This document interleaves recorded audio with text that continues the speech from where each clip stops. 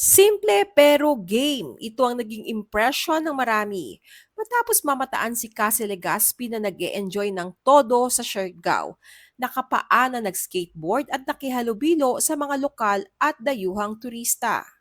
Sa mga kumakalat na video, makikitang walang kaarte-arte si Cassie habang nag-aaral mag-skateboard.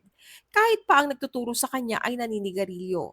Nakita rin siyang tumambay sa gilid ng kalsada kasama ang ilang grupo at patuloy na pinapakita ang pagiging approachable sa fans na gustong magpa-picture.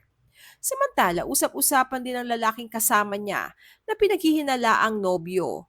Ngunit ayon sa ilang netizens ay tila isa lamang itong malapit na kaibigan. Sa kabila nito, may mga bumabatikos at nagsasabing tila nagwawala na umano ang aktres, lalo na't nasanay ang publiko sa kanyang mahinhin na image bilang anak ni na Carmina Villaruel at Zoren Legaspi.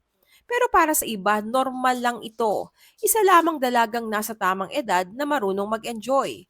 Kaya ang tanong, simpleng pag enjoy lamang ba ito o isang bagong side ni Cassie na ngayon lang nakita ng publiko? Share your comments below.